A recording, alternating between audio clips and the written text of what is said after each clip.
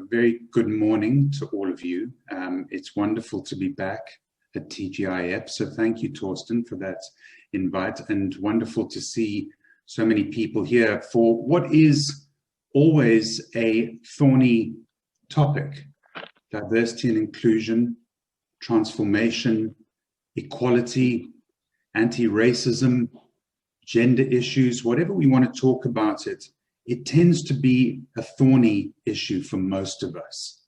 So to get up at 6:30 on a Friday morning to come and hear some bloke from Durban talking about this thorny issue deserves the highest praise, in my view. So thank you so much for arriving. It's lovely to see some familiar faces on the call as well. This is really a very informal talk, and it tracks my story broadly, I guess my life story. It would ordinarily be best told, I guess, around a roaring fire in the bush with something red and biblical in one's hand, but a cup of tea is also fine, or coffee. And I start there because we don't tend to tell our personal stories around crises or things that we grapple with, like our identity, our whiteness, our maleness. We tend to avoid those topics because it's very, very hard, and it's a very vulnerable space to be in. But my work has taken me into this space, and the cornerstone of that work is me and my story and my personal transformation. Because whilst the generic term for people who work in spaces where their professional opinion matters is consultant, I don't really view myself in that way. I view myself as a 48-year-old white South African male who has a story of identity in a country that has been historically polarized to the extent of a system of violence that has oppressed one group of people over another. And that is the story of Justin Foxton within that context. So for me, the first place that this journey begins is internally. And when you listen to my story, I ask that you would hold that very gently, because not only is it a tricky story to tell, I'm aware that it's a tricky story to hear for many people, because it can elicit feelings of guilt and shame. And this conversation must never have as its start point guilt and shame. It must have as its start point a generative, healing, love-based ethos. Otherwise, we're just having the same conversations that we have always had in this space. So I invite you to relax, to embrace the fact that we will all probably be triggered by some points of this story, but that the trigger, the internal trigger, is always the gift, because that's the point at which our growth begins. So my invitation is lean gently into that trigger. Lean gently and lovingly with yourself into the areas of pain, and try whatever, not to try and defend it, but to know that you are loved, that you are valuable, and that we are all in this together. We talk about diversity and inclusion, particularly in the corporate or workspace. And I just want to say up front that this talk is called Beyond Diversity and Inclusion for a reason. And that is that what we tend to do in society is that when issues blow up, race issues in particular, I do a lot of work in schools and I do a lot of work in businesses, and they tend to deal with the issue of race or gender bias or whatever the issues of the day as things blow up. So we put in place this practice of diversity and inclusion, which basically talked into the idea of training people to be more tolerant of one another. And it also placed Black and female bodies into spaces where hearts hadn't changed. So my first contention around this is that this cannot be a box-ticking exercise, that race and racism and gender studies are as close to us as our own skin. And we have to adopt a head, heart, and hands approach, or a head, spirit, and hands approach to transformation. And if we don't work in all three spaces, it becomes a box-ticking exercise, and it's in fact quite dangerous because we only deal in the hand space. We place people in certain roles so that we can look like we are being representative, right? And we learn how to speak to one another without offending. And we learn how to listen to all the voices in the room. And we learn how to bring certain individuals to the table in order that we could be more diverse. This is the language of D&I. And I'm not saying it's wrong. Please don't get me wrong. There's a need and a place for it. But I'm saying is that if we do that without the heart changing first, we are setting people up for failure, and we are avoiding transformation, real heart transformation in our society. So the work of what I'm going to call anti-racism, or the work of gender equality, has to begin with me. It has to start with the human, on the human level, in the spirit area or the heart area, to change and transform hearts and minds. Then my hands will naturally follow, and I will begin to behave in ways that honor and respect everybody in the room.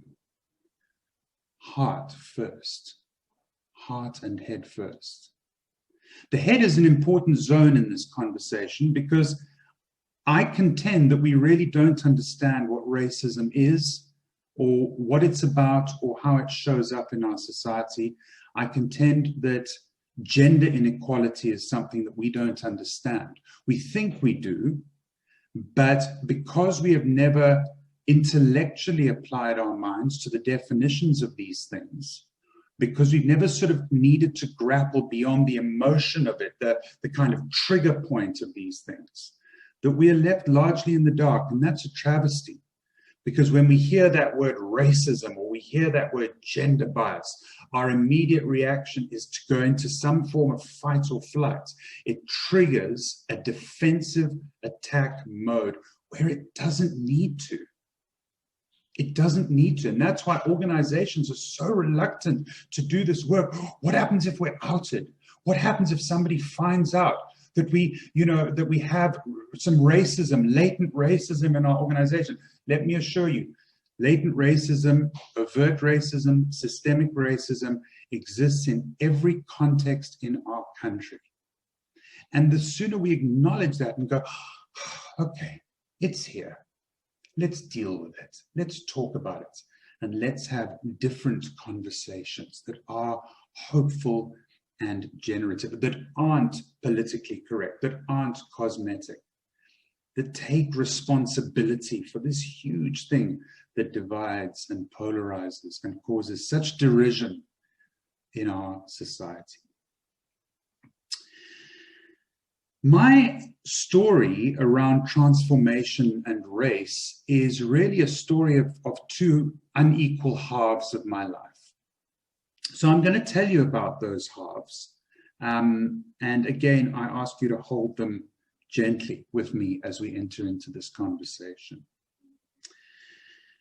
Several years ago, I had a fairly profound revelation or understanding of myself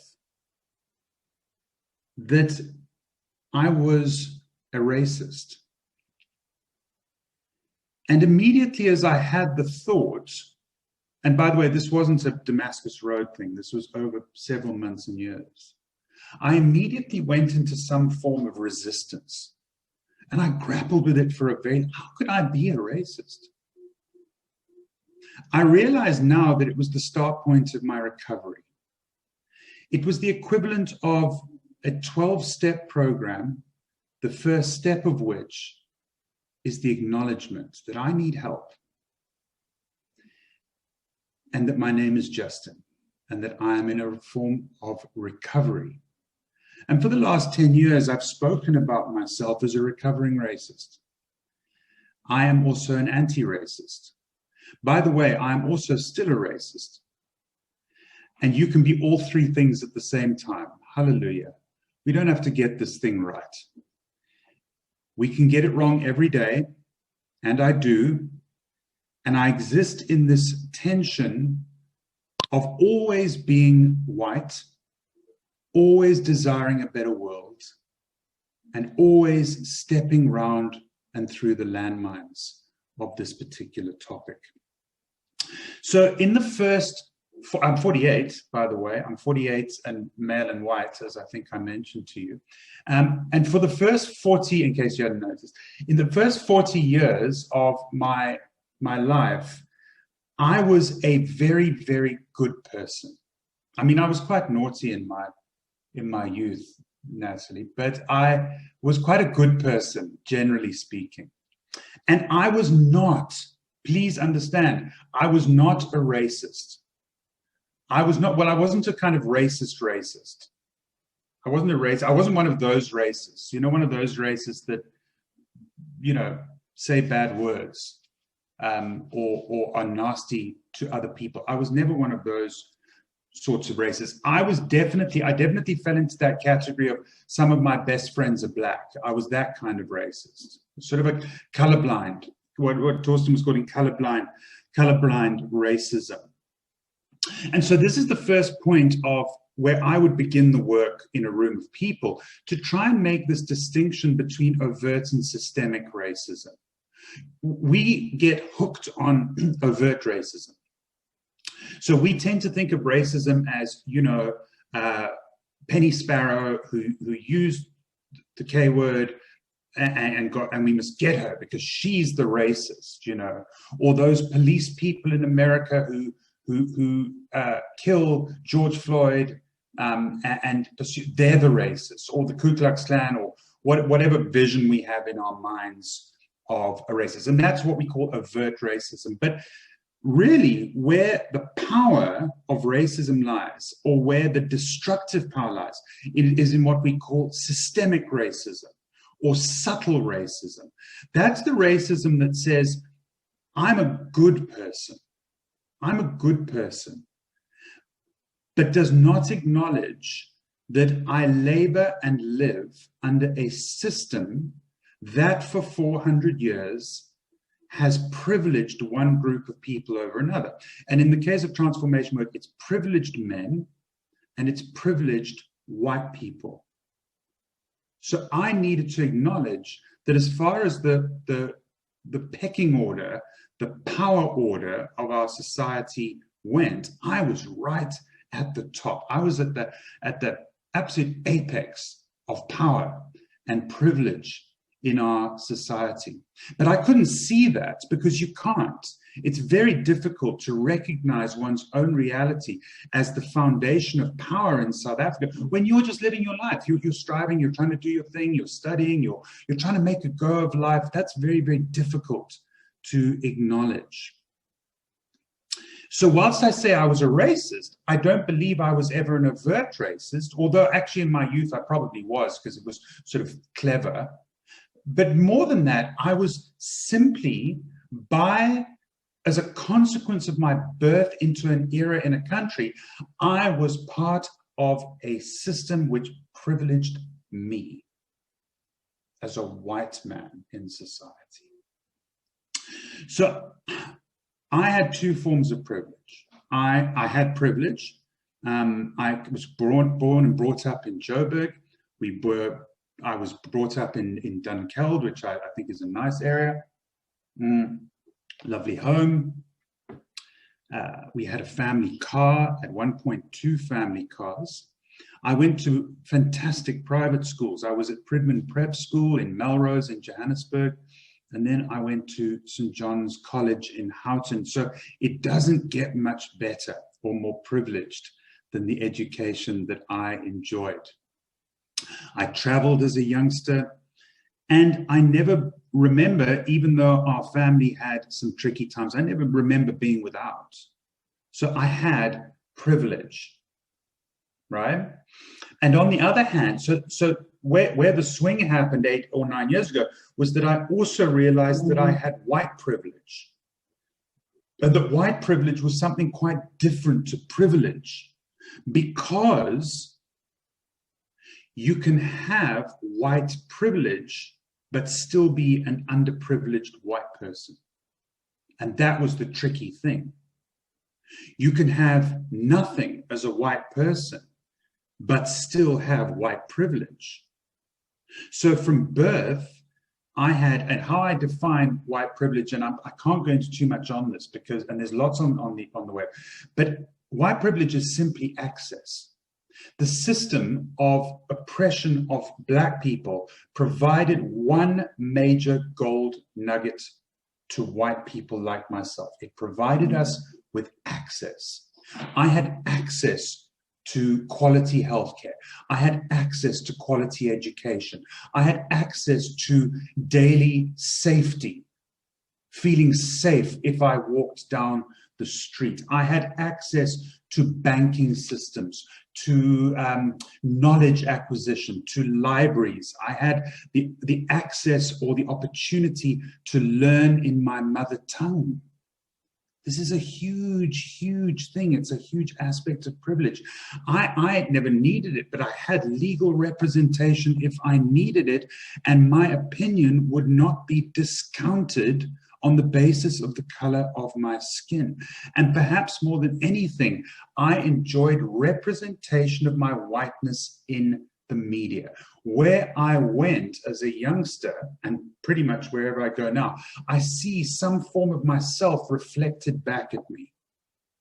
Whether that is on a point of sale, piece of point of sale in a shop, or whether it's on the cover of a book or wherever I go, I feel like I'm a part of life, like I belong, because I'm represented well in the spaces that I am in. So what I began to realize was that I was a member of a quite exclusive club whose motto was, and always had been for hundreds of years, whites only, and the rules privileged me. They privileged me, and so de facto I was, and really still am, somebody who benefits from this system of white supremacy. After school, and by the way, at school, I really prided myself in being quite liberal. I read Steve Biko.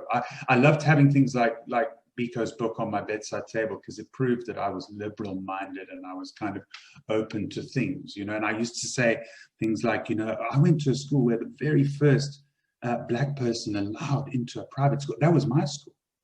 That was my school, the very first Black pupil. And of course, most white people say that because it proves that we're liberal. The first Black person attended just about every school in this country, I think. So I was one of those. So I was very fortunate. So after school, I went to the UK, and I spent 6 years living and working in the UK. And when I came back in about 2007, which was around about the time you and I met, Thorsten, I began to realize that everything was not okay with me. It's the best way I can describe it. I began to realize that everything was not okay in the world. That our country had changed, and I was so proud of that. But in so many ways, structurally, it was no different to what it was before 1992, 93, 94. And it began to really worry me. How could I live in a country where so many people still lived laboring under an apartheid system? That worried me. It was a crisis for me, a deep, deep personal crisis. I began to write in this space. I was very naive. Began to write in this space some very naive work, speak in this space. But it was all power over. It was all still me exerting some form of control and power over the system. And even my first campaign, Stop Crime, Say Hello, was in many ways a power over thing. It didn't look like it, but in so many ways, it was still exerting control and power over the system. And 10 years ago, we had a major turning point in our family. Kathy and I adopted one of the babies that had come into our baby home. We adopted our little Lolly. She's now 10 years old. She's a black child. And I've started to become very aware of seeing the world through Lolly's eyes, through the eyes of a black person and a young black person growing up. And she's a very conscientized child, but in many ways that caused this kind of dissonance for us and our family, because we were confronted with some fairly tricky questions very early on. Why are all the white people driving cars and all the black people are in taxis or walking? Why are the waiters in our restaurants all black, but the patrons are all white? And what she was naming was systemic racism. She was naming something that I was only beginning to read about and study about and begin to understand. We would talk about, why can't we get a ballet outfit for our child which is not pink? Why can't we get a swimming cap for our child which takes care of her afro? Why can't we get little Band-Aid plasters that are not pink but brown? These were little conversations, and perhaps quite childish in their root, but so profound in how it represented a system that really hadn't changed to any great extent. And so I began to research further as I started to read and immerse myself, and as I went through this kind of personal crisis myself, and I started to realize how this system was operating. I started to understand that 68% of our country's wealth is in the hands of 9% of the population. So we can look at radical economic transformation, we can look at triple BEE, we can say that white people are being excluded from the economy, but the reality is that the vast majority of wealth is still resides in 9% of the population. And things that blew my mind, because I come from a media background, right? So I discovered that 98% of the top 100 grossing movies of all time were directed by white men.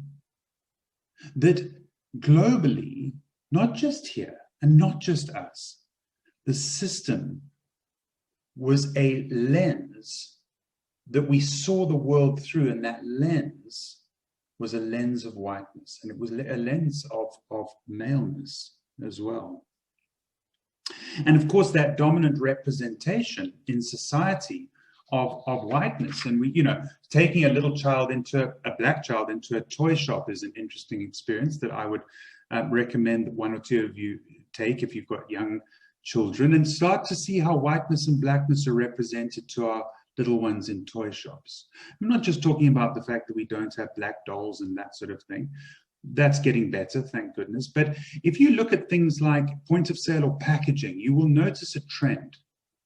You'll notice a trend of representation of whiteness in a particularly powerful and pronounced way. I won't go into detail of the examples on that because we don't have time, but just go and have a look. Next time you're at the local spa, go and have a look at the magazines. You know, those hundreds of magazines that you see on magazine racks. And go and look at how blackness and whiteness is represented. Go and look at the editorial teams and how the editorial teams go from the top, from the editor down to the assistants, and that's generally color-coded. It's color-graded through that system. So whilst we are ticking the D&I box of having the black model on the front of the magazine, that black model is being placed and seen and viewed through the eyes of a white editorial team. And this is why, of course, and this is a whole nother story, why we fall into the clicks traps and we fall into the H&M traps. And this is not because we don't have black people on those teams. It's because white power still exists in those spaces to drive the dominant narrative. And it just gets to a point where it bubbles over and it becomes overt. And so we began to grapple with this. You know, why on earth are the heroes in movies, particularly in our children's movies? Why are the heroes white? And then we have a Black Panther and we all go, yay, black people have been represented as superheroes. Wonderful. After 400 years, you know, that's a big thing to celebrate, or Moana or whatever it is. But the dominant thing is that Cinderella was white. You know, that Elsa is white. Well, Elsa's white. You know, she's not even just white, she's white. So my daughter doesn't get to see things that look like her. And when she does, we have to all swing from the chandeliers and go, isn't this the most wonderful thing to see? And this is the painful side of this systemic racism. So when we talk about color blindness, we aren't colorblind. We see color, but we are blind to systemic racism. We have been conditioned not to see ourselves in this way, and therefore we are blind to the reality of the fact that we still labor under this system. So until these hearts and minds change, as I said at the beginning, we will remain here, and we will still see Black people lose their lives violently. We will still see inequalities in education that are criminal, and we will still see a polarized society. And we need not to rely on our children and the next generation to sort this out. That is no longer an option. The research is very clear that children as young as 4 years old see color, they see black and white, and they favor whiteness over blackness. So if we don't do this work as the older generation, the parents, the grandparents, will simply perpetuate a cycle of systemic racism that our children will live into, and their children's children will be able to will live into. So we have to grasp this nettle. And for me personally, this is critical. Lolly said to me the other day, Dad, I love it when I see you doing your anti-racism work, because obviously I'm doing everything from home now. And that's what our children need to see. Our white children as well. They need to see us being fierce about this, not defending ourselves, not needing to. It's vulnerable to say I'm a recovering racist, but it's very, very deeply liberating at the same time, because I can stop defending it. When a Black person or a Black friend points out something that I've just said and done, which is very white, I don't have to go, I'm not a racist. I can go, you're absolutely right. Oh, I get it. Thank you so much. I'm sorry. I'm going to try better. And thank you for having the courage to point out my racism to me. I had many realizations during this period of time, last 10 years, and I just want to share 6 of them with you. And then I'm going to pose some questions for you, not to be answered on this session, but perhaps for you to consider if you'd like to journey further into this topic. The first of my 6 realizations as I entered into this crisis, and by the way, I use the word crisis, it was actually a gift. This is a gift from God. I believe that. Because becoming an anti-racist is the best adventure you will ever have in your life. My work gets to a point where we start to have some laughs about this. We really enjoy this because we realize just how blind we've been for so long. And it's kind of like, oh, this is great. We can let go and start again, and we can do it in love and hope, and that's good.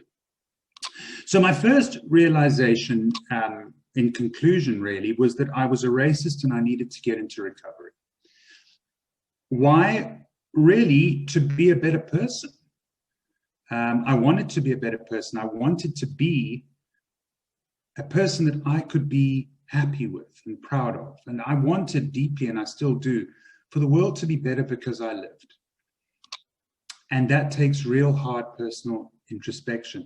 I work with a wonderful woman, or I just did a webinar with a wonderful woman called Mama T, and she uses this beautiful quote. She said to a white person on the call, "There are elements of your whiteness that do not serve me as a black person, and neither do they serve you.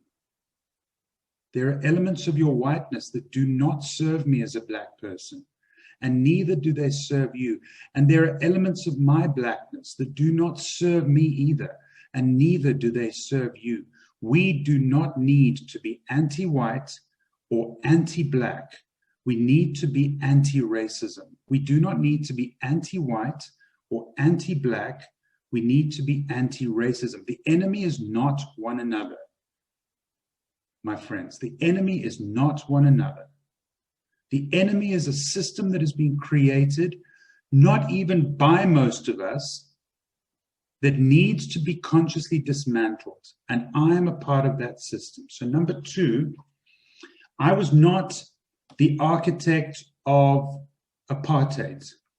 I was not the architect of apartheid, but I was brought up in the house that it built. I was brought up in the house that apartheid built. I enjoyed that mansion, and I still do. I made no real effort to leave that mansion, and I still don't. The mansion was built for me, whilst the outhouses were built for black people.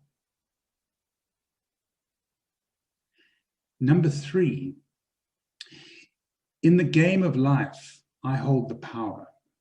When I walk into a room as a white male, I hold the chips. I'd like to give you a little example of this. I did some work in a rural community in Limpopo, and I did it with a local black man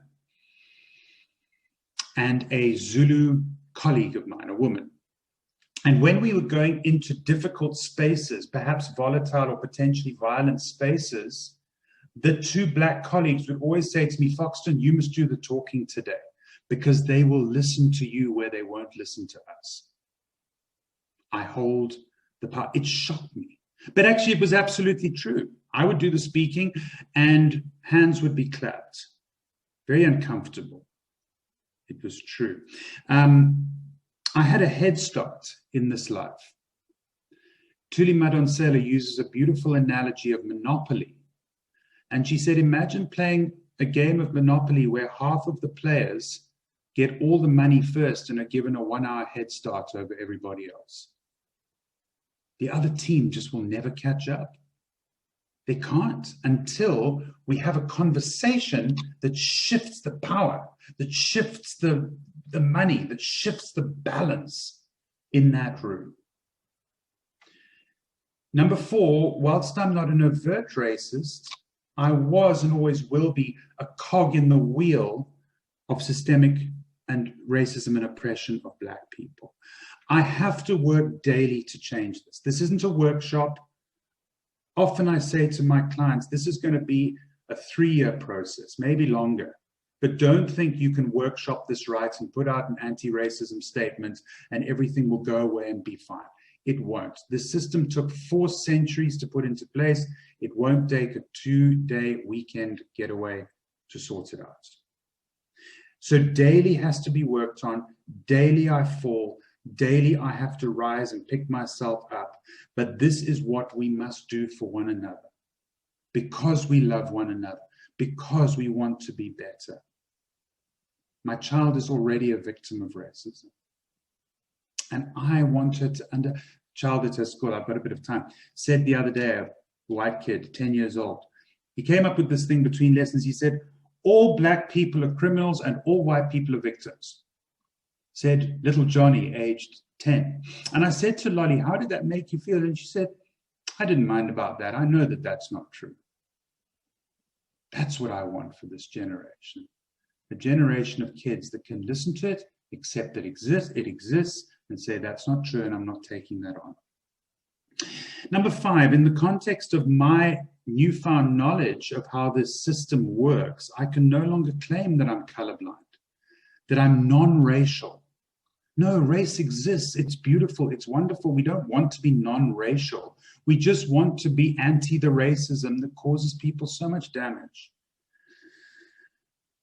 The fact that I'm in proximity with Black people and I have Black people in my family does not mean I'm off the hook. In fact, it places me on the hook even more. I can no longer claim to have unconscious bias or aversive racism or whatever. We are all exposed to these talks, these formats, these Black Lives Matter enough for us to go, hey, is there something in this? I don't think I can claim to be unconscious anymore. I need to use my privilege. This is number 6.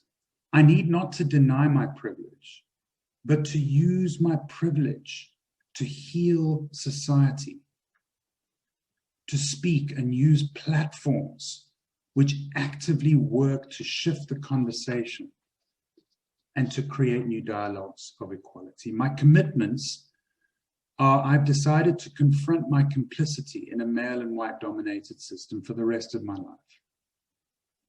I've decided to educate myself daily on all aspects of racism and white supremacy so that I can grapple with my complicity in this system, and this will be a lifelong journey. And I have been decided to be very grateful when people confront me with my whiteness, knowing that they are being brave and honest, and I don't need to deny it. And number 4, I guess, and this is where I'll end, I'll never claim to be a specialist in this field. I'm deeply skeptical of people who call themselves specialists in transformation, D&I, or anti-racism. I am always a fellow traveler, first and foremost, with anybody I do this work with. I convene people to have the conversations to do this work, and the conversations are where the change happens.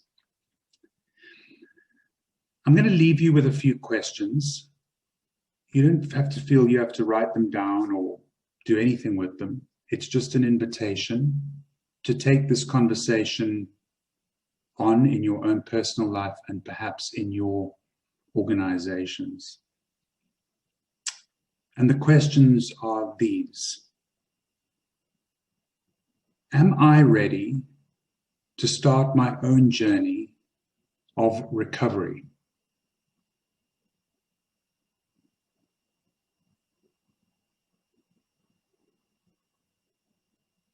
Number 2, am I ready to hear?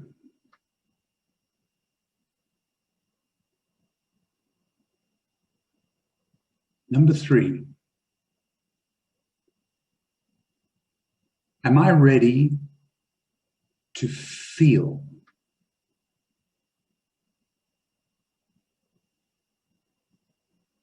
Number 4, am I ready to learn?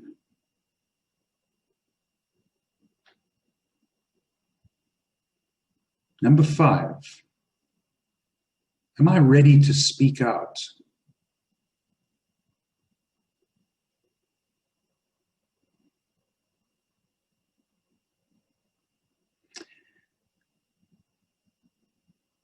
I want to thank you for giving me this opportunity. And my prayer is that in all that we speak about, we do it in love. That whilst these conversations are challenging, that they never polarize further. We may disagree. That's fine. But that in all that we say and do, reconciliation and equality, love and hope and faith are the basis of these conversations, and that anything less is a violence to one another that we don't want any part of. So thank you. Thank you, Torsten, and thank you to each of you.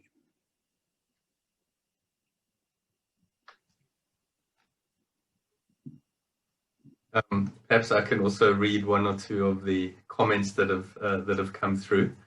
Tambu, uncomfortable conversations that spark deeper reconciliation with ourselves. And for a generation of children whose hearts have eyes, I love that. We must to respond and continue to learn that we didn't know and can then know, and profoundly so. Also, Rindani, my husband's white, I'm black. We have uncomfortable but necessary conversations for the sake of the children. And my husband says it's possible to be married to a black woman and still be racist. Yeah. And also, thank you, gently and lovingly challenging. It makes it something doable. I have a great deal of sympathy what you say in the personal space. There is, though, a political version of this story that can lead to extreme left-wing politics that I do worry about, because I think it's destructive, where you get an almost fascist state which enforces anti-racism. So that's the only thing, but maybe I'm rationalizing my own racism, but that's what I feel a bit like in my heart. Yeah, thank you for that. I think there are two things. I think it's vulnerable to acknowledge when we're intellectualizing, and there's something there for us to look at. But I think you're right as well. We're in a deeply polarized space globally at the moment. I mean, we are seeing a backlash on nationalism. We're seeing a backlash on liberalism. And I'm wanting, because, you know, the anti-racism movement can be as divisive as the racism movement. Really. I mean, you guys will read stuff and you'll go, holy heck, this just sounds like another version of what we've been doing before. Why does it always all have to be so shame-filled and judgmental? And I think where we can play is in this space of vulnerability and love and connection. So we don't need to worry too much about fighting the other. We need to spend time contemplatively rooted in the space of love and healing, without necessarily worrying too much about what's happening to our left or right. And that's not to say we must be blind to it. We can think and consider and pray into it without necessarily being overwhelmed by fear for it. Because as we're the change, we can shift that conversation. So this is a little bit funny, but so I've just written a book, right? It's a work of fiction. It's sort of in the order of, like, you know, James Patterson, sort of John Grisham type of work. And as a Black author, I mean, a few years ago, I remember I was thinking, should I write like under a pseudonym, or, like, you know, just so that if it's a Graham, I don't know, if it's a Graham Smith or something, then maybe they might be fooled into buying it and and eventually reading it. But just to say, as a Black person, that this is some of the conversations you're having within yourself, right? But anyway, that's an aside. I wanted to find out if you have any thoughts on, are there things that you think are particularly in tribe, and by which I mean that white folk can do within the white community to bring this sort of level of awareness? Because as a Black person, for example, I'm interacting with whiteness on a particular level. I might not be there at the braai where things are being said. And I think I'll be more interested in the structural change that can be brought about, rather than in the individual being, transformed. I mean, I think that's more a heart issue, and I'd hope for that. But I'm more interested in as I'm interacting with whiteness, is it at that level something that is fair? Is it, at a structural level?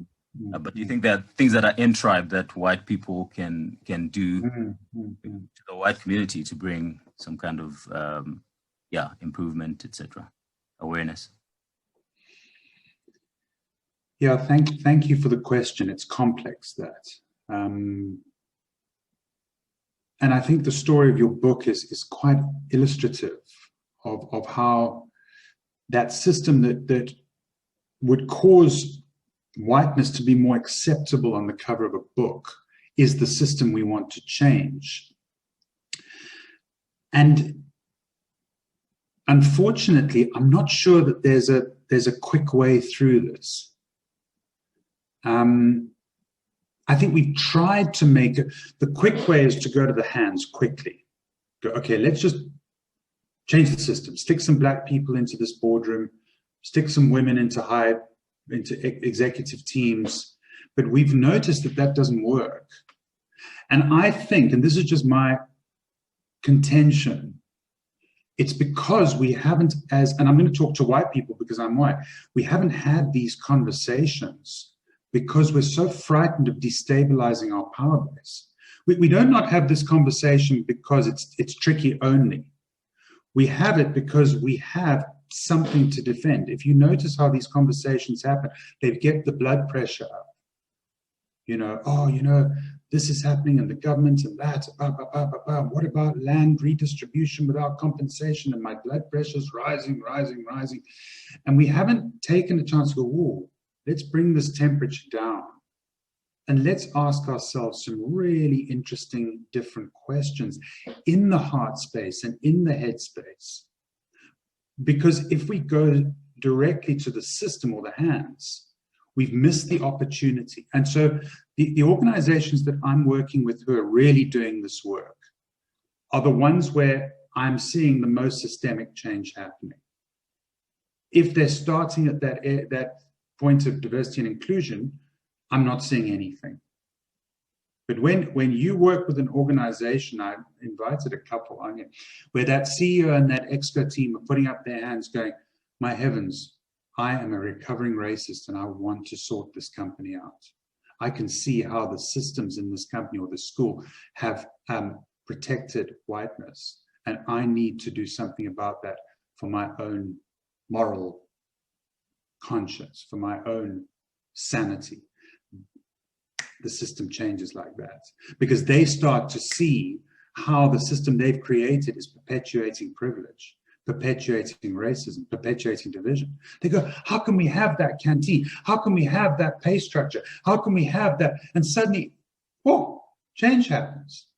But it's hard work because it takes time for us to shift in our hearts and our headspace. It's a great question. Thank you so much. Hi, thank you so much, Justin. I'm in the diversity and inclusion space, and I have a question for you, Justin, that maybe you can help me with. Maybe before my question, just to say, my husband and I often joke that he should go and do the proposals, when you're proposing to, your big corporates. And then on the day when the work needs to get done, there walks in Rendani in all her blackness as a way to subvert, I guess, the amount of fronting that is going on in BE deals and, and those relationships that are often just so unhelpful to the cause, I think.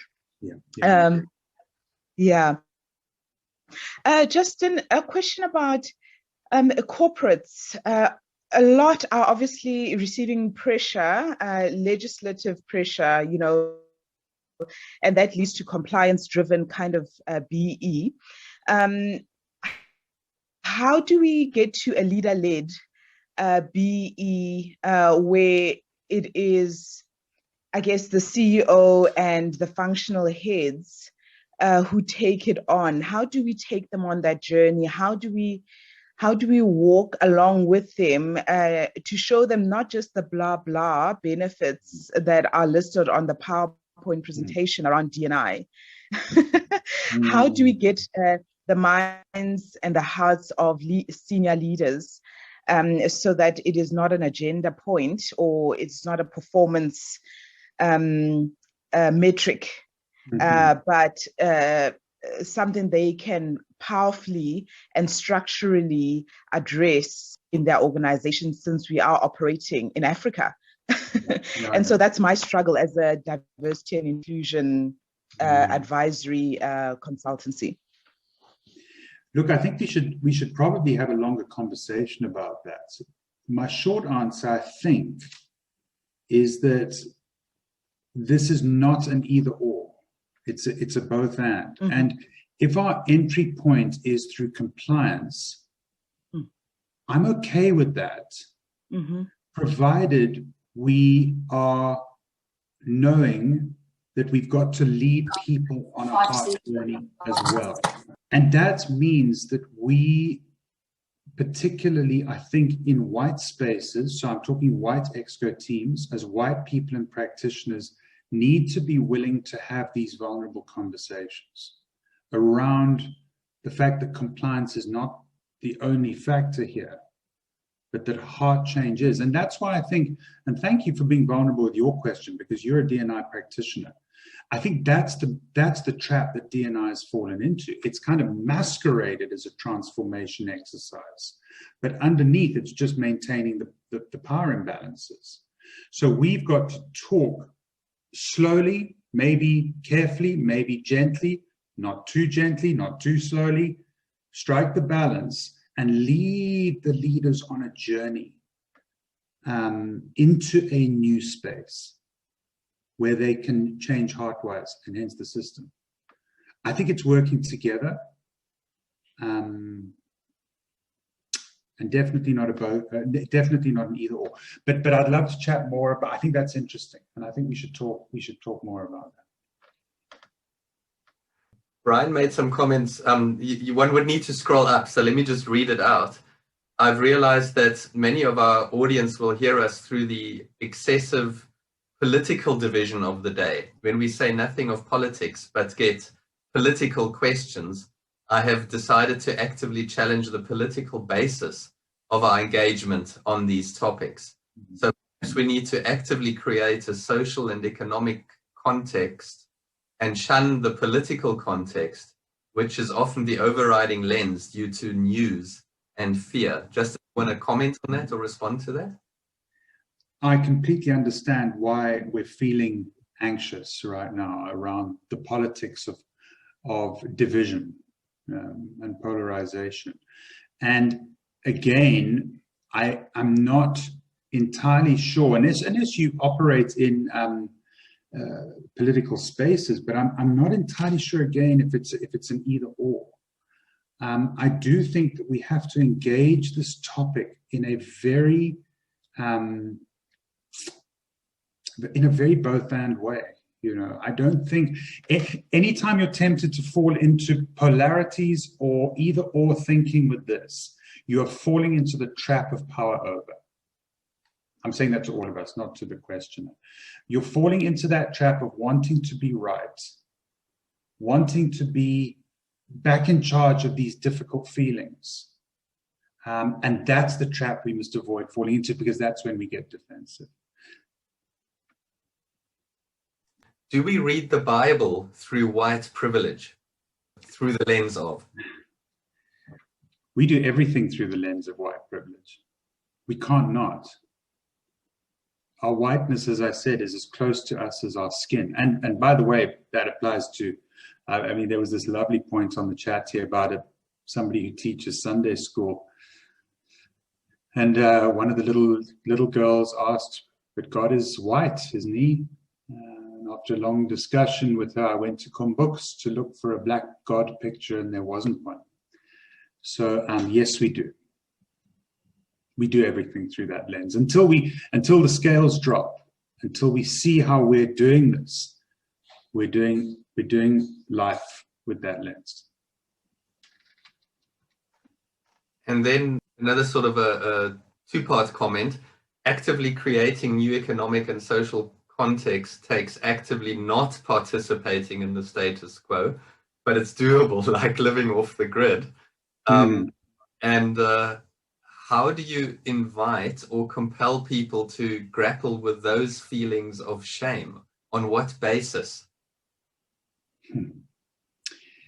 Firstly, to say that again, shame and blame is unconstructive in this. And I think, Brian, it's a matter of living into the reality of the hardness of this conversation without oneself exhibiting shame or guilt as white people.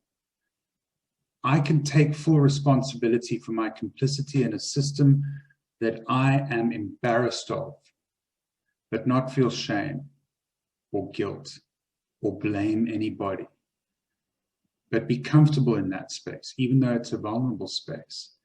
And on the issue of the status quo, if you're going to do this work and have these conversations, as I know a lot of you are on this call, you're going to rattle cages. I said to Kathy yesterday, my wife, because I do a lot of this stuff, and I said, I just wish I could do a talk one day which everybody wanted to hear.